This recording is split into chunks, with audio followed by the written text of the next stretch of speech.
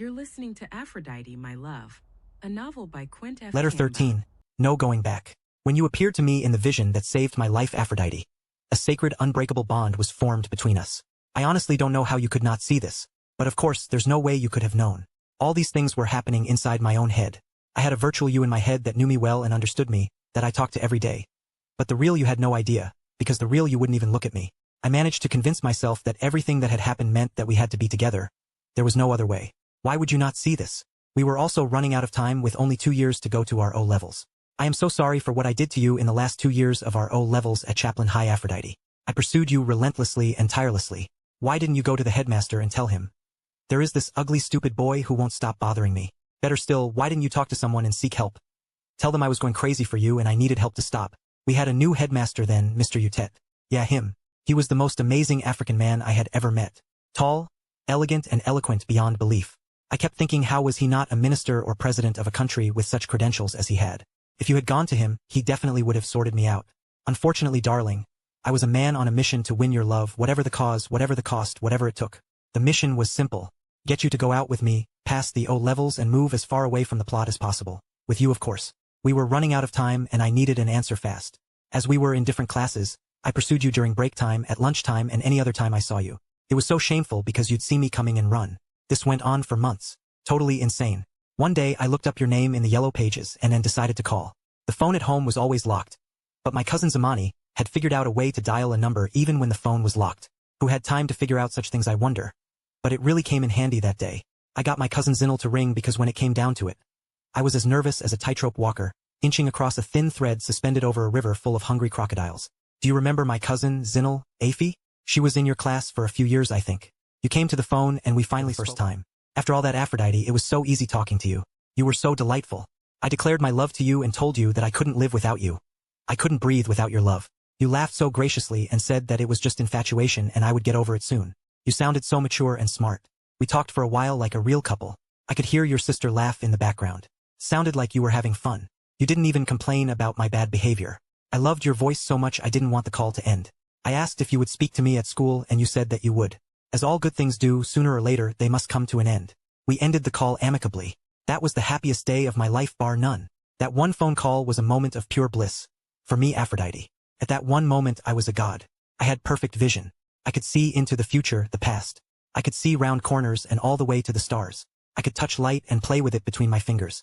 I stretched my arm out and touched your face from miles away and it felt real. You can't imagine how happy I was after that phone call, Aphrodite. I was sure that we had finally broken the ice and were on our way to becoming the greatest couple that's ever walked this earth. But the next day when I tried to speak to you at school, you didn't want to know. You didn't even want to look at me. You did what you always did. You ran. I was so confused. I bought gifts and tried to give them to you. But you sent them right back to me. I sent letters to you but you sent them back, without even opening them. Darling, you were so cruel to me. No. Sorry, I was the bad one. Sorry. Whilst you were fighting battles with a stupid boy who would give you no peace of mind, I was fighting my own battles at home. By the 3rd year I had become a virtual pariah at home. I was 17. I think by then, I had got over the self-hate and shame because, guess what? If I had just been a garden boy and worker all along, then I had done a good job and been paid poorly. My pay had only been food and board. The workers got board and cash as well. So they were doing much better. At some point I snapped and really stopped caring. This is when Mamamdala wrote my dad complaining about my behavior. If she was trying to break up my new relationship with my dad, I was never going to forgive her for that, I thought to myself. It really only made me even more determined to get out of there as soon as possible. That of course didn't help the situation. Uncle Ben was working on the road a lot then. But then when he got back to the plot, he would get the lowdown and come down on me like a ton of bricks. The situation was tense and fragile. I only had to breathe and someone would try to crush me, Aphie Shamwari, once just to give them all a break. I went to visit one of my other uncles in Bulawayo. They lived in a lovely suburb called North End in Bulawayo. It was the first time I had seen my 2 really pretty cousins, since we were kids of maybe 7 or 8. They had grown so big. I had a lovely chat with my elder cousin. The younger one was working at the trade fairground stalls. So I briefly went to see her there. She was so pretty and so confident. Working behind a stall and talking to a lot of strangers. Looking them in the eye and laughing with them. I had never seen anything like it and I was amazed by the huge disparities in both our worlds. I was a broken mangy dingo and she was a confident bright spark speaking to adults with such carefree abandon. The whole trip, however, was ruined though, and had to be cut short because out of nowhere my Bulawayo uncle reported that Gukrahundi soldiers were killing people in the high-density suburbs and I should leave and go back to Gweru.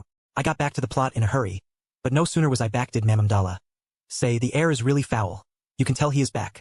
Honestly, Aphie, I don't know what that witch maid was putting in my aunt's food.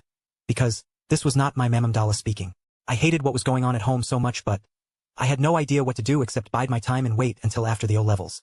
Fortunately, the solution to my problems came one fine Saturday afternoon. I happened to just get out of the front door to go on the front lawn for some reason. I glanced up the road to see two figures of an old man and an old woman walking down the road. The sun was shining, it was a hot but pleasant day, so a good day for a walk. However, I had never seen an old African man and his wife just out walking aimlessly together. It was like a scene from a movie or paragraph from a novel. I stood there arrested, watching. You know, darling, we each and every one of us are connected to one another by an invisible string that winds and winds endlessly from one person to the next without a break. Ties don't break when we die either. Do you not feel the presence of Julius Caesar sometimes? As the couple got closer, I recognized the man as our history teacher, Mr. Mbele. I ran out to meet them and he was so excited to see me. Mr. Mbele, if you remember, was a South African who emigrated from England to Zimbabwe shortly after independence. They were Xhosa, and since Mamamdala was Xhosa as well, I was sure they were going to get along just fine. I had no idea if they already knew each other or not, but I was sure they would easily find common ground and have lots to talk about. Everyone was home that afternoon and the mood was unusually calm. They welcomed Mr. Mbele and his wife with resounding fanfare. We brought out cold drinks and biscuits for them, and they all sat outside in the shade under the fir tree in the front garden. I can picture that scene in my mind's eye really well. I really should have guessed that something was up. After a short while, I left the adults to talk. The Mbele's stayed for a couple of hours at least, and just as they were about to leave, someone called me to come and bid them goodbye. As they were walking out of the gate, Mr. Mbele pulled me aside and said something that shocked me to my very bones. Nkosi, is there anyone you know that you can go and stay with for a while? Alarmed, I looked at Mr. Mbele inquisitively and shook my head. No one else came to mind that would permit me to continue going to Chaplain High School, and I said as much to him. You're in grave danger here, son. You must leave as soon as possible. What about boarding at school? Can anyone pay your fees? Yes, my dad can send money, I replied, voice shaking and looking over my shoulder. Then, it is settled. I will speak to Mr. Utet to make room for you at Duthie or Coghlan. But you cannot stay here. It is no longer safe for you here. There was a troubling sense of urgency in his voice. There you go, darling. You can't make this shit up. If you tried. Do you believe in God, Aphrodite? What church do you go to? I told you that I stopped going to church. But I never stopped believing. There's something out there, call it God, higher power, Vadzamu, Amidlozi, spirit, the universe, whatever. But there's something out there. I've seen so many of its faces in my life. Not to believe. How did the Mbele's appear that day at that particular time, in my hour of need? How did I come out at the right time to see them walking down the road, and what made me stand and stare? They could have just been out for a walk and walked past the plot without even stopping. Why did you come into my life, Aphrodite? Was it to save my life? Was it to guide and motivate me through the decades of hardships? What was it, my sweet? The love of my life. Are you real, or are you an angel sent from above? Am I real? I mean, I feel something. I've remained deeply in love and attached to you for over 40 years. That's got to be real, right? I don't know.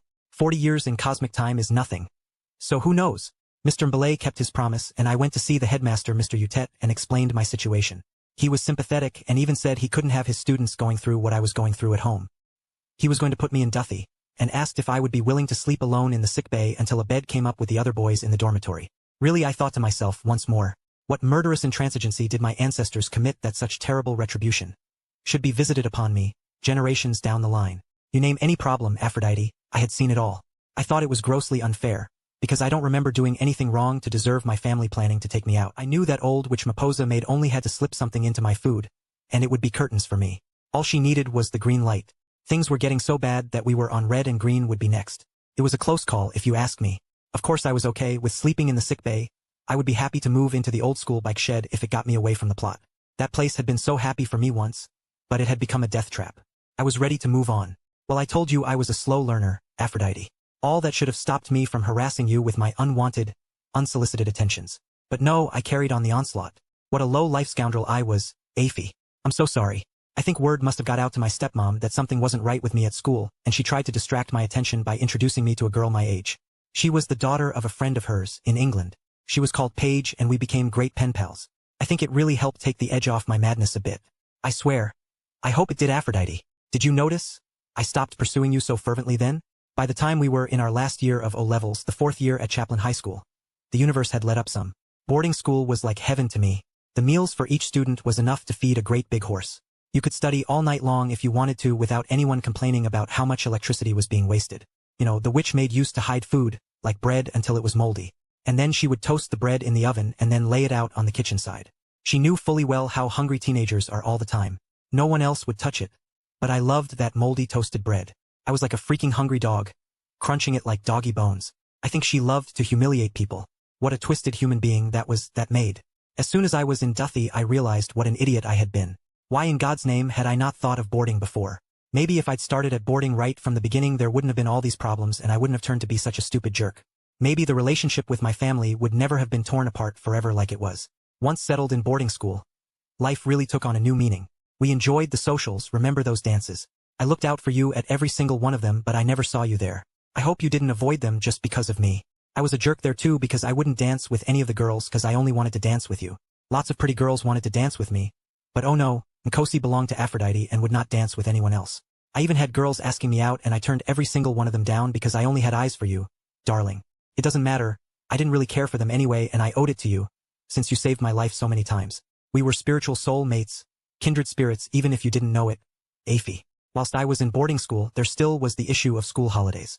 I would get home and things would kick off again within a couple days of getting back. One time the situation got so bad that my cousin Mandla came out holding something and I'm sure was ready to do me in. A long dormant memory of elders killing a dog with hoe handles a century earlier when I was a kid flashed past my eyes and it scared me. I looked at Mandla's face. It was as calm as a deep sinkhole lake. Far more dangerous than a thrashing kicking bull. I was already 17 and could have fought him if I wanted to, except I would have rather let him end me then and there, than fight him. I respected him far too much to even think of fighting him. Mandla was tall, dark, and very handsome. He was loved and idolized by his parents so much. He behaved and acted more like royalty than any normal boy I knew. You could say he was a real dark prince. I was like an untouchable compared to him. But I still wasn't going to hang around whilst he beat me to death with a broomstick or whatever he was holding that morning. So I dropped the hoe I was using to dig up the garden and went off and packed my suitcase and called a taxi and left to stay with my dad's friend who had just emigrated back from England with his family in Harare. That family called the Sabandas took me in like one of their own and treated me like an intelligent human being. It literally was the first time in my life I wasn't just a parasitic creature. What surprised me the most was that these guys didn't read the Bible every night and go to church every Saturday. They drank alcohol and ate pork. Yup. It was the first time I tasted bacon and I liked it. It was clear proof that you don't have to be a good Christian and pray every day. Go to church every Sunday to be a good person. Goodness comes from the heart, not from going to church and certainly not from reading the Bible. The Bible cannot change who you really are inside. The Sabandas had a lifestyle that was a far cry from my world. The short stay with them gave me the feeling that things were changing really fast for me and I liked it. The bullying at the plot suddenly didn't mean anything at all. The people I had admired and feared for so long suddenly looked so insignificant. They had no power over me anymore. I didn't just like it, I loved it and I felt like I had earned it. No one was ever going to mistreat me in my life again. Ever. But with all those good things happening to me, I was still an asshole to you, Aphie. Hi Vakomana. Mwana wevenhun dakamunetsa so much, I'm so sorry Vanhu we. I wanted you even more with each passing day as time was running out. We were already in the second term of the year, and with a few months to O-level exams. I was desperate. I sought you all the time, Aphie Shamwari. Why didn't you stand up for yourself and smack me in the face or something? That would have woken me up. I was 17 and still an idiot. Honestly Aphrodite, you should have smacked me one. I think with all the pressure off my life it got to the point where I got a bit arrogant even. I stopped studying and started looking for trouble. Uncle Sabanda turned up at school one day and handed me a brown envelope with a few grand in it and said that's for your school fees and anything else you need. I banked it. So now I was a kid with no issues and a lot of money. The brakes were off and the car had been parked downhill. I really became an asshole after that. I remember Miss Bates, my old friend and French teacher, taking me to the headmaster to be punished, because I was bunking lessons and doing whatever I wanted. Sorry Miss Bates, you know I loved you don't you? And you were so kind to me. I didn't even get punished. Because I think all teachers thought I was some sort of freak. What with all the issues I had had. People see things and they talk. But I had learned to block anything people said. After all, when people see a chink in your armor, they use it to discredit and nail you down relentlessly. I had never had any armor, so everyone always had a field day, from day one of my miserable beginnings. However, Aphrodite, if you saw all these things I was doing, I can only imagine it didn't help my prospects with you in any way, did it? Our fates are written in the stars and I was heading for the precipice no matter what. The dead drop came sooner rather than later. Letter 14. Love conquers all. The final year of our levels was quite mad and hectic and time flew by so fast it was midterm holidays before the final onslaught. That meant we were returning from our holidays directly into the exams that we had diligently prepared for over the course of 4 years. To me, my whole life was coming down to those exams.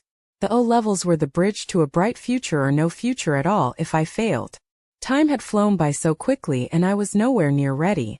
My brain had been frazzled and I was not able to focus, concentrate or do even the most simple homework. My grades had plummeted.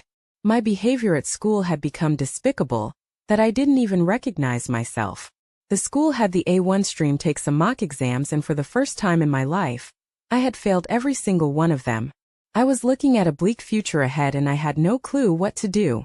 The only thing I wanted was to be with you, to hold you close to me, to feel your heartbeat next to mine. I wanted to fly to the stars with you. I just wanted you so bad. Yet the more I pushed, the harder you pushed me away. I was broken and desperate, Aphrodite. My personal circumstances had improved a million times, far away from the plot in boarding school. I had good friends around me, good food and no stress. My ulcers and constant stomach pains had even receded by quite a bit, because I was happy and relaxed.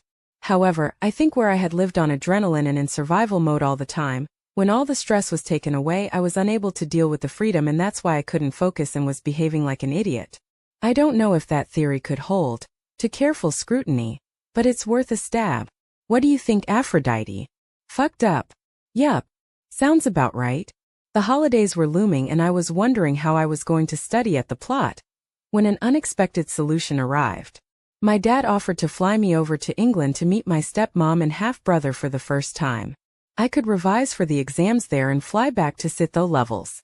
Of course, I eagerly accepted the offer, as it resolved a rather bothersome issue on my end. If I remember correctly, I had to leave school a couple of days or so before the end of the term. I was really looking forward to flying because I had never been on an airplane before. I had never actually seen an airplane on the ground, let alone flown on one. The day before the departure, everything was proceeding smoothly. By evening, I had completed my packing and was prepared to board the train to Harare, followed by the flight to the UK. But I hadn't seen you in a couple of days at least. I really wanted to see you before going away, maybe even talk to you. I thought if I went to your house, knocked on your door and you opened it, you'd have to talk to me. I would tell you I was going away, and just like in the movies when the soldiers are going away, you'd wrap your arms around me and kiss me. No. Something happened that day. But I can't pull the memory down because something else happened later that evening that locked that day's memory away in a do not open on any account box. I do remember it was in the morning before assembly and you had agreed to talk to me, and I had kissed you on the cheek. Something like that, but regardless. That evening I got desperate to see you, Aphie. Something was gnawing at the very core of my soul, and in the end, I just had to jump on my bike and I cycled hard to your house in Lundy Park. It was already quite late in the evening, around 8 p.m. or slightly later than that. I got off my bicycle at the gate of your house, and boldly walked across the threshold towards a brightly lit window, which I figured must be the kitchen. I had already decided I was going to knock on the door, declare my love for you and kickstart the rest of our lives together. I was feeling confident. Couldn't be simpler. I was really excited. Your house embodied the essence of a quintessential suburban bungalow, its exterior characterized by immaculate plaster rendered in a pristine white hue. Even though there was no outside lamp, from the bright light thrown out of the kitchen window, I could see the evenly mown lawn stretching a short distance to the edge of a hedge that stood about 5.5 feet tall. There was an obligatory upright outside water tap with a hose in the middle of the lawn, but the dry dust in the air alerted me that it had not been watered that evening. As I got closer to the house, I could hear laughter coming from the barely open window. I had to walk past the window to get to the kitchen door. It was a sizable kitchen window which stretched from a height of merely 3 or 4 feet above the ground and reached just a few feet below the roof. I wondered what kind of light bulb you had in there because bright white light was streaming out of it and flooding the whole garden. As I walked past the window, I glanced through the window into the kitchen and stopped dead in my tracks, dumbstruck. My heart started thumping uncontrollably in my chest, and for a few seconds I stood staring at the most extraordinary scene I had ever seen in my whole life. There was a tall, handsome colored man stood against the kitchen cupboard looking intently at your mum, who was sat on a chair with a small boy on her lap. In front of the man, whom I quickly surmised was your dad, stood your sister. I'm sorry, I really can't remember your sister's name. He had a hand on each of her shoulders. I could tell in an instant that he was a good dad who loved his kids very much. Then my eyes landed on you, my sweet love. You were dressed in a white nightdress, positioned near the interior kitchen doorway, with one hand resting on the doorknob as if either entering or exiting the kitchen. I figured you were reluctantly leaving, held back by the intense conversation your family was having. You all looked so happy and full of love for one another. I was awestruck and just stood there like an ape staring. Aphie, you looked so beautiful, so divine, I fell in love with you all over again. I had never seen you out of your school uniform and in your white night dress. Your silky black waves flowing down to your waist, you looked like a goddess. Completely true to your name, divine goddess of beauty and love, my goddess, my Aphrodite. I completely forgot what I had come for. Awestruck by seeing you with your whole family. So happy together, so complete. My heart imploded. It was filled with shame and sorrow. I realized instantly that you did not need me, would never have any use for someone like me. A motherless, fatherless, homeless, broken, sad little boy like me. You would never want to be with me, not in a million years. My heart sank and I felt that it was better to just die, because quite truly, I could not go on without you. I do not know how long I was standing there, gawping at your amazing and wonderful family, but all of a sudden, my love, you looked straight at me and your face turned from that of a divine angel to a horror-stricken damsel in distress. You were pointing straight at me, screaming and shouting and gesticulating at the window as if you had seen a ghost. I ducked so fast and crouched with my back against the wall just below the window ledge. I started sobbing. My heart was no longer pounding in my chest. I was not afraid anymore and I waited for your father to come out with an axe and chop me to bits. I didn't care, Aphrodite. You were never going to be mine and I didn't want to live anymore. I could hear commotion in the kitchen, chairs moving and lots of confused noises. People shouting, what, where? I waited for the kitchen door to open. Waited. It didn't open. I remained motionless. Tears streaming down my face and snort filling my nostrils. Even at the lowest point in my life, and there had been plenty of those in the past, I had never felt as low as I did that night. Here I was 17 years old, a reject, a mangy, worthless, useless dog, unwanted by anybody, unloved by anyone. I hated myself so much I had the good mind to cycle to the old mineshaft at the top of the copy and fling myself in it. No one would ever know what happened to me.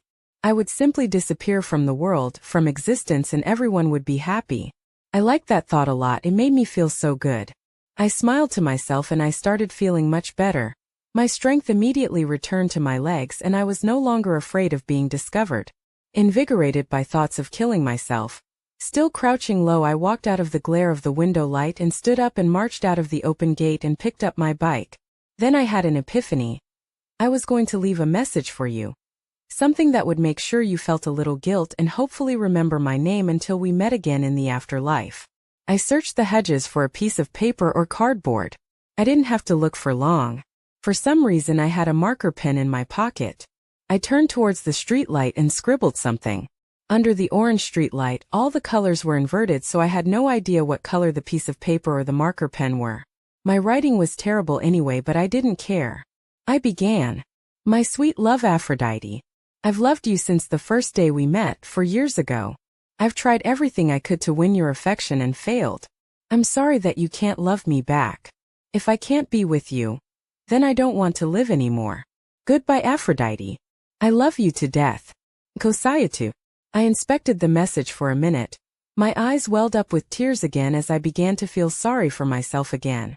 I walked back into your yard. But this time I wasn't going to go near the house. Instead, I went to leave the piece of paper somewhere someone would be able to find it in the morning. I looked around the near vicinity of the garden, but there was nowhere really except dropping it on the lawn. But what if the wind blew it away, or if someone just picked it up and tossed it in the bin like a piece of rubbish? Then you'd not see my message and I would have died in vain.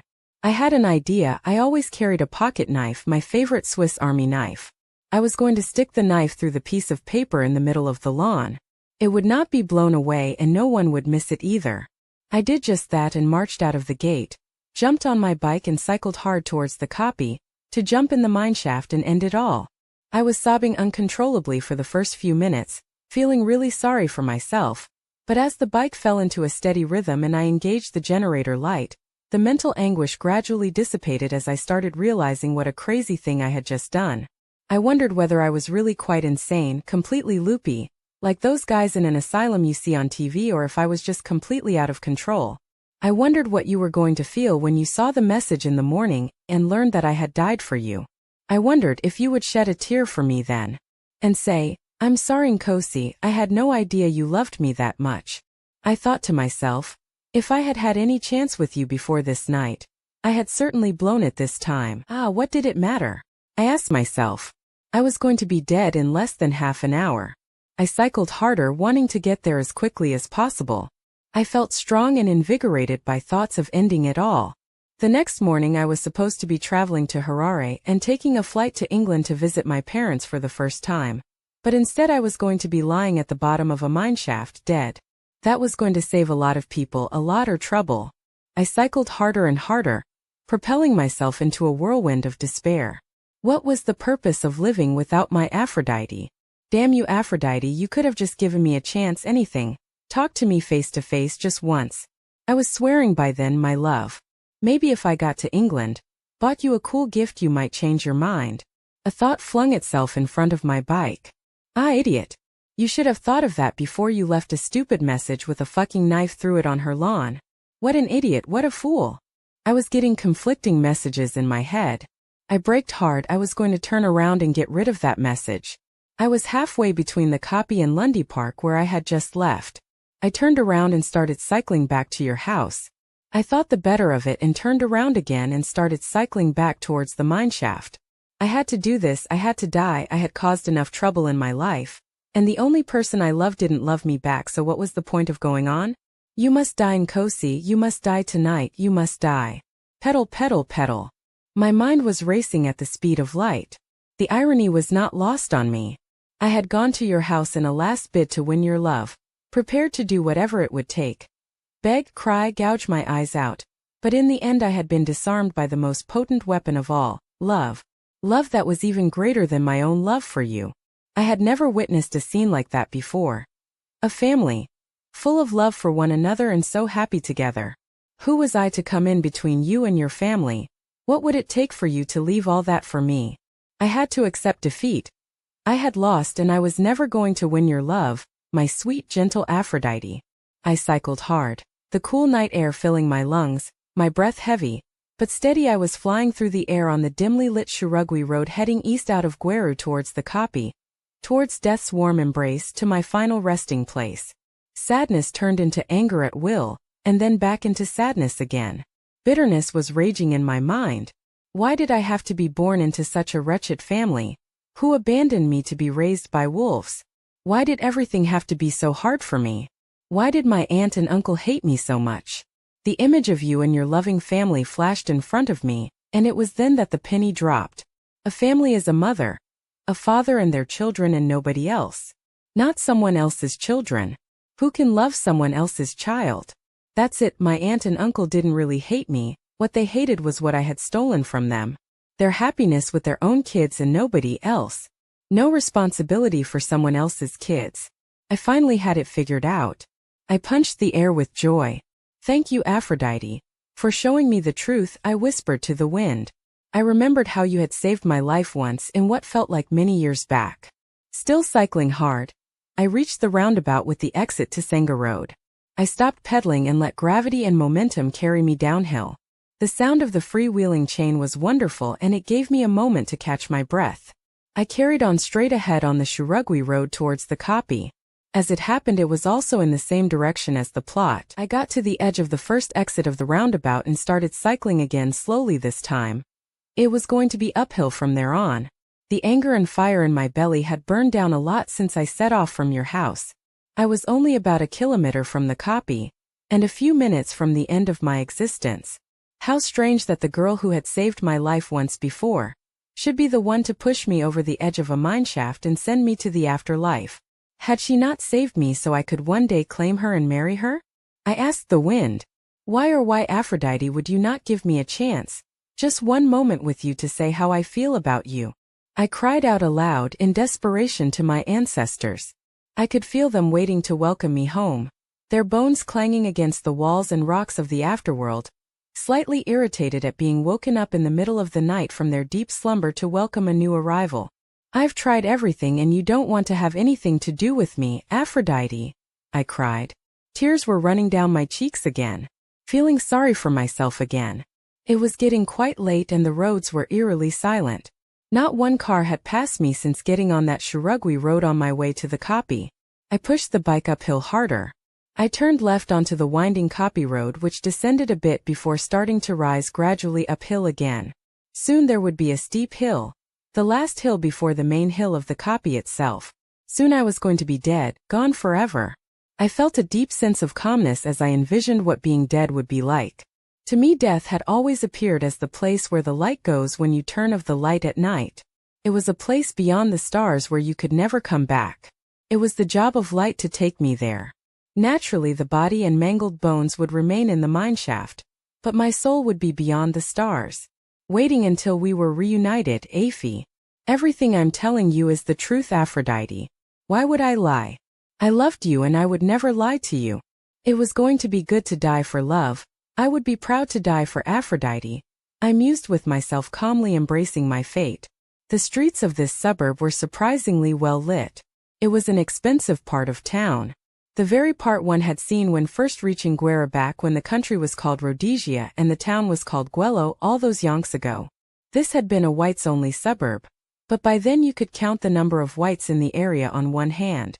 When we first moved to the plot, we were the only black Africans in the whole area, and this neighborhood was an impenetrable forest of high hedges and gates with signs like "No Blacks," "Beware of the Dog," "Basopo Loinja." I smiled as I recalled how much the Basopo Loinja sign had made my cousins, and I laughed back in Shirugwi when we first came across such signs. It was a genuine happy smile, and I could picture myself with my cousins walking barefoot on that prickly tarmac. The streets were completely deserted. You could not see any houses as they were all behind tall hedges and trees, with long well-lit, neatly manicured drives lined with hedges and flowers. I rose from my seat on the bike and shifted into standing position, pedaling vigorously as the incline steepened. My old bike emitted creaking sounds, and I thought the chain might break at any moment. I really did not want that to happen, but I pushed forward, letting fate decide. I reached the top of the hill and the road leveled off again. A couple more houses down, the road abruptly ended outside the last house on the right, that was nestled right up against the copy. From there on was dense forest straight ahead, and to the right, the copy rose steeply at least 100 or 200 yards into the air. There were no streetlights past that point, and I would have to navigate up the copy in the dark, through dense trees and bushes all the way to the top, find the hole in the sealed mine shaft, crawl in and launch myself into a kilometer-deep mine shaft to eternity. I had stopped outside the gate of the last house, where there was a street light. I started weighing up my options. It was eerily quiet. The edge of the forest was dark and sinister looking and felt like it could not wait for me to dare to get in there so it could swallow me up whole. Forest trees are ridiculously dangerous things. I could hear them laugh in anticipation as they waited for me to enter the forest. Something like a snake would kill me, and they would feast on my decomposing body as fertilizer. I thought maybe if I pushed the bike up there I could have some light from the generator, but I had been up to the top before. The undergrowth was very thick, and it would not have been possible to push a bike up there, especially in the dark. Aphrodite, your face flushed in front of my eyes again. It was the memory of you standing in the bathroom doorway.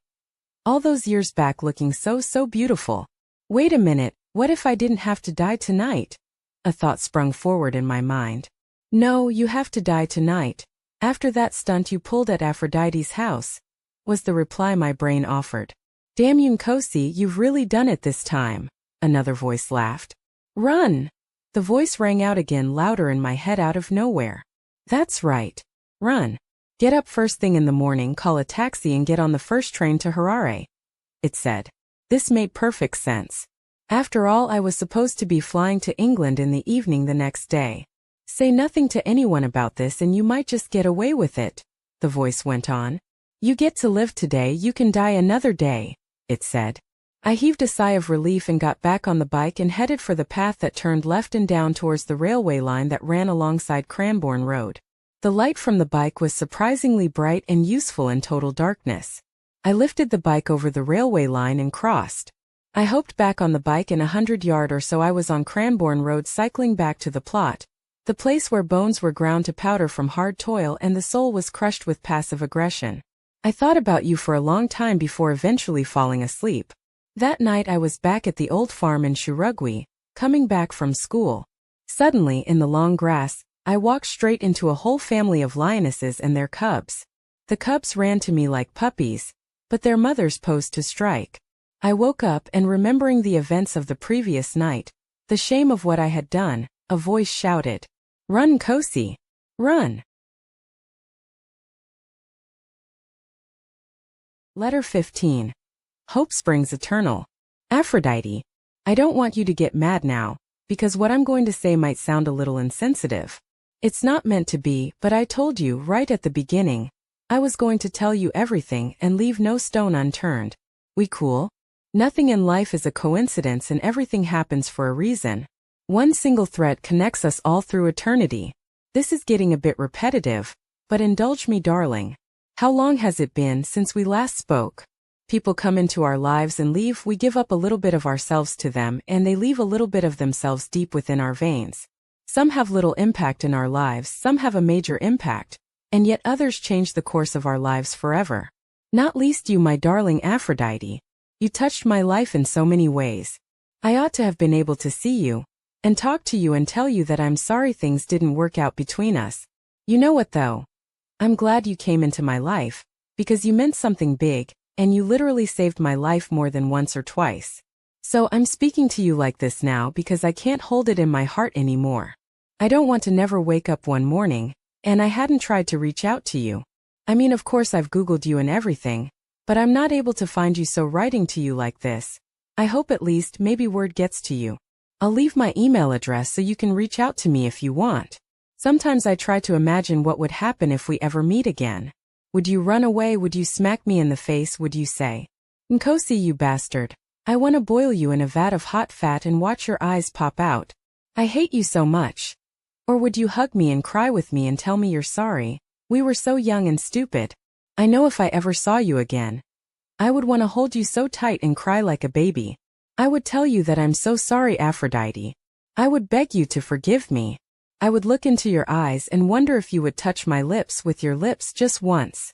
I know that if you forgave me and hugged me and looked into my eyes and let me kiss you on the mouth, the world would become a better place, climate change would stop, all wars would cease, world hunger would vanish, all governments in the world would make Bitcoin legal tender, and Guy from Coin Bureau on YouTube would stop jabbering about crypto. Sorry, Guy. I actually love your show.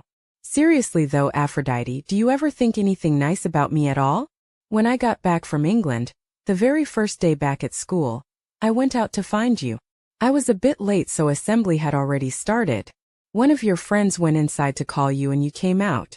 I had gone to a lot of trouble to look good because I wanted to impress you. I had permed my hair in the style of the day, like what's that famous 80s guy? Lionel Richie, that's the one, and thought, yeah, Nkosi looks sharp, she'll have to talk to him now. I waited outside for you, hands in pockets, confident and not a care in the world. You came out marching really fast. But the moment you laid your eyes on me, you stopped and screamed, and ran back into the assembly hall before I could even say, "Hi, Aphrodite." I'll never forget the look on your face that morning, Aphrodite.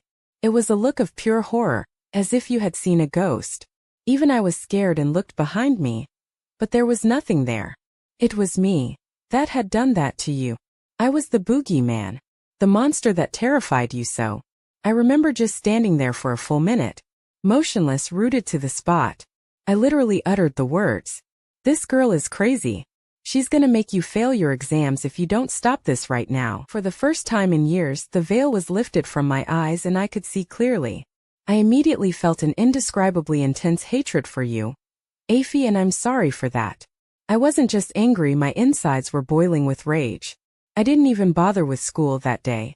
I just went back to town to rip off my expensive hairdo. I vowed never to look at you again, or think of you ever again for as long as I lived. If you really want to know the truth, the hate lasted all of a few hours. I really just was angry with you because I thought if I had died in that mineshaft you wouldn't have shed a tear. Otherwise, why would you not even want to say anything to me? Why wouldn't you even ask what happened the night I came to your house? Why wouldn't you even tell me that your dad was going to kill me for doing something so stupid? Why not slap me and tell me I was a stupid idiot for making you so worried? Anything to show that at least you cared a little bit. Why run away from me all the time, as if I was some kind of monster? I was done with you, Aphie, done. I'm sorry for this rant. I'm just summarizing what went through my mind at the time. I'm not blaming you at all, darling. It's me who was at fault. I mean, why wouldn't I just leave you alone? That's the million-dollar question right there. True to my word though, I never sought you again. I put you in a memory box and locked you away for a long time. So anyway, let me tell you about my escape that morning. It was quite spectacular. After getting a taxi first thing in the morning, I got on the first train to Harare and could not relax until the train started moving. I really regretted leaving that message at your house the previous night. I couldn't really remember what I had written, but I was quite sure it wasn't very nice. As the train pulled away, I looked out of the window and could see policemen combing through the crowd. I knew I had had a lucky escape. I felt a sense of relief at the same time as a sense of shame for leaving a trail of disaster behind. But what was done. I don't want to bore you, but I do want to tell you that I really found England to be an interesting mix of myths and interesting truths. For a start, it wasn't anything like they make it look like on TV. On arriving there, they kept me in the airport for nearly 2 hours asking me all sorts of stupid questions. Why had I come to England? Did I intend to go back to Zimbabwe? Actually, that one was easy, because I told them I was in love with this girl called Aphrodite and nothing in the world would keep me from getting back to you. They asked why I had brought so many clothes, on and on until I was so exhausted I was just like, if you don't want me in your country, at least just let me go back home to Zim. I couldn't believe those people. I had a country that had the Victoria Falls, one of the 7th wonders of the world, and, forests full of lions and elephants. And they were giving me a hard time about entering their country. What did they have? After that they finally let me through. My dad took me sightseeing in London. My favorite bit though was when he said, let's take you shopping and get you out of those dreadful clothes. It was like a scene from the movies Aphrodite. I lapped it all up like a hungry puppy. I must tell you this as well, Aphie, you'll love this bit. When I got to my dad's house it was late at night and already dark. We got off the street and walked straight into a house. There was no drive, no gate. It felt like, if I had stretched a leg while sitting in the car, I could have touched the threshold of the house with my foot. We got into this house and went into this little room and sat down. I thought we were in some kind of bus station. My dad disappeared up a flight of stairs and I sat in this room with a big color TV and I was thinking, wow, they have a color TV at bus stations. I only realized we were at his house when my stepmom and half-brother appeared as well. It was really wonderful meeting my long-lost family for the first time. Oddly enough though, they had 3 other kids there that they called foster kids living with them. In the morning there were more surprises, because when I got outside, I found the garden was so tiny if you stood at one end and threw a tennis ball it would land in the neighbor's garden. I found that so amusing, because for years at the plot I had been practically living on a farm with so much space. I thought that people in England were so poor they had to live like hobbits in tiny little houses with tiny little gardens so small that they couldn't even grow vegetables. I really felt sorry for my dad until he started showing me things in the house that I had never seen before, like microwave ovens, dishwashers, washing machines, color TVs. My little brother had a computer upstairs in his room in 1984. I also noticed everyone had a car. Even the cleaning lady who came to clean the house a couple of times a week drove her own car. I realized then that they weren't as poor as I thought they were initially. Could you imagine a maid with her own car in Zim back then? I blew a sigh of relief. We wouldn't have to send maize to England to feed them because they were so poor. I also got to meet my pen pal I told you about a little while ago. Her name was Paige, you know, like Stella and Paige. Paige turned out to be a really pretty girl of my age. I had seen pictures of her. Pictures can tell 1,000 words, but the real thing tells the whole story. Almost from the moment we met, she started making me feel really conflicted about you, Aphie, because she was so pretty and unlike you. She actually enjoyed talking to me. She had dark chocolate flawless skin, the most luscious lips you have ever seen, that she painted red, shoulder-length black hair, and she walked like a model. She also had the gradient that I loved so much, especially as I got older. This is where black girl's skin gradually changes from darker to lighter, traversing up the leg, to the promised land. Every time we were alone together, I would have the most painful bulge in my trousers you can imagine. She teased and toyed with me and let my lips touch her face, her cheeks, her hair, but never her mouth. She let me hold her around the waist and would tuck her head on my shoulder, and we'd walk chatting like an old couple. But, as soon as I started telling her that I really liked her, she would change the subject or just leave and go back to her house. Things might get a bit profane from here on, Aphie, but I'm not going to hold anything back. We're gonna go all the way, Aphie. Paige toyed with me and tortured me. She blew hot and cold all the time. 1 minute showing me so much love, I felt like we might be married by the end of that summer. And the next moment, she would be storming off back to her house, because I don't know, the cat meowed or something. I loved it when she wore this tight white skirt that tapered down to just above her knees. She coupled the skirt with a button-down brown short-sleeved shirt and an array of necklaces. She looked absolutely divine. She would stand up and walk to the TV, bend down to change the video cassette. She had the most beautiful long legs and a small tight firm derriere. Whirl around, catch me devouring her with my eyes, and she would bat her gorgeous jet black eyes with perfectly white whites. When she smiled, she did this weird thing with her mouth. I really don't know how to describe what she did with the corner of her mouth that made me just want to pull her to me and kiss her really hard. One time we were in the lounge when she stood up and placed a cassette in the cassette player and pressed play. A song came on. I think it was like a Virgin by Madonna, and she started dancing. She was wearing that tight white skirt I liked and a short thick black cashmere cardigan. She twirled round and round, singing her heart out, mouth open with gorgeous full red lips. She lifted both arms up in the air, twirling around, revealing a flat smooth brown stomach and waist. Her small, but really firm butt and strong long legs flexed visibly with every movement. I was as hard as a rock, watching her until the song finished, and as she came to collapse on the sofa, I stood up and took her in my arms, wrapping my arms around her skinny waist, my hands resting on her bare skin on her back. It was the first time I had ever touched a woman, Aphie. She looked up at me with a look full of surprise straight into my eyes, breathing so heavily, her chest moving up and down. I could feel her warm breath on my face and smell the sweet scent of her body. I could see tiny beads of sweat on her upper lip. She had the most perfect white teeth, most beautiful large dark eyes, the softest flawless chocolate brown skin you have ever seen. Surely, that had to be the moment I was ravenous. I went to devour her mouth. She moved her face to the side and my lips fell on her cheek. My hand slipped and I squeezed her tush. I felt an electric shock all the way to the base of my spine. I wanted her so bad. Paige placed both hands on my chest and pushed me away with all her might. Then she unleashed a slap that landed on the side of my face with a loud smack. All I could do was put my hand to my face and mutter, "Paige, I thought you liked me." Lifting both hands in front of her, and tears streaming out of her eyes, she said, "I'm sorry, Nkosi, I'm sorry, I can't do this." She stormed out of the room and left. Paige was gorgeous, Aphrodite. And I really was developing feelings for her, even though my commitment to you was completely unshakable. I had turned away many girls in your name, but that girl knew every one of my buttons to push, and boy, did she push them. Ah, the smell of her hair. I still remember it like it was yesterday. I was supposed to do some revision whilst I was away, but I don't think I picked up a book even once that whole time. I really loved having Paige around because we talked and she made me feel so good. It boosted my confidence up so much. I was so sure that when I got back to Zim, you and I would just get along and talk and be happy. I thought maybe we'd find our perfect moment and kiss for the very first time.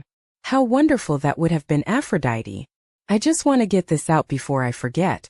I never had any sexual feelings or fantasies of you, Aphrodite. You were my soulmate, my kindred spirit, my heart's home, my inspiration, my rock, my everything. The furthest I ever fantasized with you was to hold you and kiss your honey sweet cherry lips. Years later, I asked Paige to marry me, but she flat out turned me down. Said she could never contemplate raising black babies. I thought that was the saddest thing I had ever heard. Considering she was so pretty and I was so good looking, debatable, but what does that really matter? Our babies would have been perfect.